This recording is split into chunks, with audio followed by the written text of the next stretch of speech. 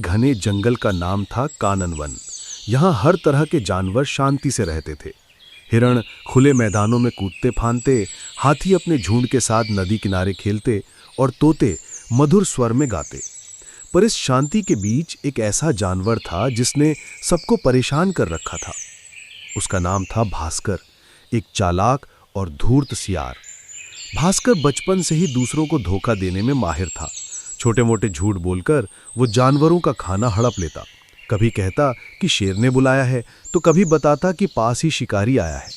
उसकी बातों से डरकर जानवर अपना काम छोड़ देते और मौका पाते ही भास्कर फायदा उठा लेता।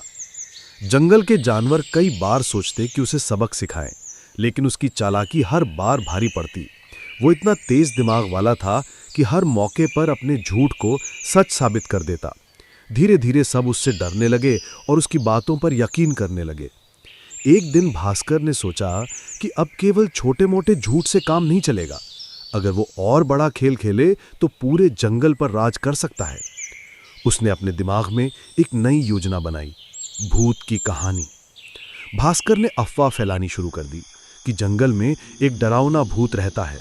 वो कहता, रात को अगर कोई अकेला निकला तो भूत उसे पकड़ ले जाएगा। मैंने खुद उसकी लाल आंखें देखी हैं। धीरे धीरे जानवर घबराने लगे। हिरण रात को पानी पीने नदी नहीं जाते, खरगोश अपने बिल से बाहर झांकते भी नहीं। भास्कर को मजा आने लगा। अब वो कहानियों को और बढ़ा चढ़ाकर सुनाने लगा। कभी कहता कि भूत पेड़ों पर उल्टा लटकता है, कभी बताता कि वो गुस्से में जोर जोर से हंसता है। जानवर उसकी बातों से इतने सहम गए कि उन्होंने जंगल छोड़ने की सोचना शुरू कर दिया। भास्कर मन ही मन खुश था। अगर ये सब डर कर भाग गए तो ये पूरा जंगल मेरा हो जाएगा। भास्कर की चालें दिन ब दिन बढ़ती गईं। उसने अब केवल कहानियां सुनाना ही नहीं, बल्कि रात में अजीब आवाजें निकालना भी शुरू कर दिया। पेड़ों की झाड़ियों में छिपकर करता, कभी चिल्लाकर बोलता, भागो भूत आ गया, और फिर खुद ही कहीं गायब हो जाता। निर्दोष जानवरों को विश्वास होने लगा कि भूत सचमुच जंगल में रहता है। बंदर रात को पेड़ से नीचे उतरने से डरते, चिड़िया देर रात उड़ान भरना छोड़ चुकी। हर तरफ दहशत का माहौल था। भास्कर को देखकर लगता मानो उसकी चालें कभी पकड़ी ही न जाएं। वो सोचता, इन बेवकूफ जानवरों को डराना कितना आसान है। इन्हें डराकर भगा दूंगा और जंगल का राजा खुद बन जाऊंगा। दिन गुजरते गए और जानवरों का डर और बढ़ता गया। छोटे खरगोश तो अपने बिल से भी बाहर निकलने की हिम्मत नहीं करते। यहां तक कि शेर जैसा बलवान जानवर भी रात को अकेले निकलने से कतराने लगा। भास्कर ने चालाकी से यह भी कह दिया कि भूत को खुश रखने के लिए उसे खाना चढ़ाना पड़ता है। अब जानवर डर के मारे अपना हिस्सा भास्कर को देने लगे ताकि वो भूत को पहुंचा दे। भास्कर पेट भर कर खाता और फिर हंसता। इन मूर्खों को न जाने कब समझ में आएगा कि ये सब मेरा खेल है। इसी दौरान एक दिन जंगल में एक नया मेहमान आया। एक शांत और भोला भाला पांडा, नाम था चिन्नू। वो दूर देश से यहाँ रहने आया था। चिन्नू ने देखा कि पूरा जंगल किसी अदृश्य डर में जी रहा है। उसने एक तोते से पूछा, तुम सब इतने सहमे हुए क्यों रहते हो? तोता बोला, यहां भूत रहता है, रात को वो हमें पकड़ लेगा। चिन्नू को यह सुनकर हंसी आई। उसने कहा, भूत? मैंने कभी भूत नहीं देखा, यह सब झूठ हो सकता है। लेकिन जानवरों ने उसे चेतावनी दी, तुम सावधान रहना, भास्कर ने हमें कई बार बताया है। चिन्नू को शक हुआ। उसने ठान लिया कि सच्चाई का पता लगाना ही होगा। रात गहरी थी। पेड़ों के बीच से चांद की रोशनी छन छन कर आ रही थी। चिन्नू ने तय किया कि आज वो छिपकर देखेगा कि भूत सचमुच आता है या नहीं। वो एक बड़े पेड़ की डाल पर चढ़ गया और चुपचाप इंतजार करने लगा। थोड़ी देर बाद झाड़ियों से अजीब आवाजें आने लगीं। भागो! चिन्नू ने ध्यान से देखा तो आवाज कहीं और से नहीं बल्कि खुद भास्कर के मुंह से निकल रही थी। वो झाड़ियों में मुंह छिपाकर डरावनी आवाजें निकाल रहा था। कभी वो सूखी टहनियों को घसीटता ताकि आवाज गूंजे, कभी लाल जुगनुओं को पकड़कर आंखों जैसा दिखाता। चिन्नू ने ये सब देखा और मन ही मन सोचा, तो यही है असली भूत। ये चालाक सियार सबको बेवकूफ बना रहा है। सुबह होते ही चिन्नू ने सारे जानवरों को बुलाया। हाथी, शेर, हिरन, बंदर सब इकट्ठे हुए।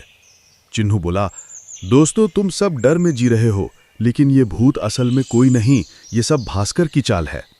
जानवर चौंक गए। शेर ने पूछा, क्या तुम्हारे पास सबूत है? चिन्हू ने कहा, हाँ, मैंने कल रात खुद अपनी आंखों से देखा कि कैसे भास्कर आवाजें निकाल रहा था और झाड़ियों में छिपकर हमें डराता था। सब जानवर आपस में चर्चा करने लगे। उन्हें यकीन हुआ क्योंकि कई बार उन्होंने वही आवाज सुनी थी। अब उनकी आंखों के सामने सच्चाई थी। गुस्से से भरे हाथी ने कहा, भास्कर ने हमें धोखा दिया, हमारी मेहनत का खाना हड़प लिया और हमें डराया। शेर ने भी गरज कर कहा, अब समय आ गया है कि उसे सबक सिखाएं। चिन्हू ने सुझाव दिया, क्यों ना हम उसी के हथियार से उसे हराएं। जिस तरह उसने हमें नकली भूत से डराया था, वैसे ही हम सब मिलकर उसे असली भूत बनकर डराएं। सभी जानवरों ने एक स्वर में हामी भरी। अब योजना बन चुकी थी। अगली रात सब जानवर तैयार थे। भास्कर नोस की तरह अपनी चालें चलने निकला। वो झाड़ियों में छिपकर आवाज निकालने ही वाला था कि अचानक सामने एक पेड़ हिला और उस पर सफेद कपड़े जैसा कुछ लहराने लगा। भास्कर घबरा गया। उसने सोचा, ये क्या? ये तो मैंने नहीं किया। तभी पेड़ के पीछे से जोरदार आवाज आई, भास्कर, मैं असली भूत हूं, तूने मेरी नकल क्यों की? भास्कर कांप उठा। उसकी टांगें थरथराने लगीं। अचानक दूसरी तरफ से हाथियों का झुंड सफेद कपड़े ओढ़े प्रकट हुआ। वे जोर जोर से डरावनी आवाजें निकाल रहे थे। ऊपर से बंदरों ने सूखी टहनियां तोड़कर गिराईं, जिससे लगता मानो भूत गुस्से में है।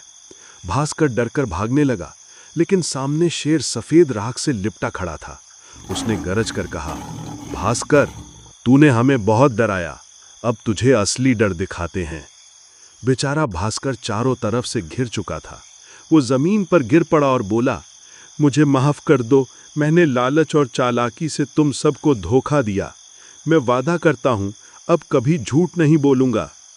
चिन्हू आगे आया और बोला, देखो दोस्तों, डर झूठा हो तो भी हमें कमजोर बना देता है, लेकिन जब हम सच जान लें तो कोई हमें धोखा नहीं दे सकता।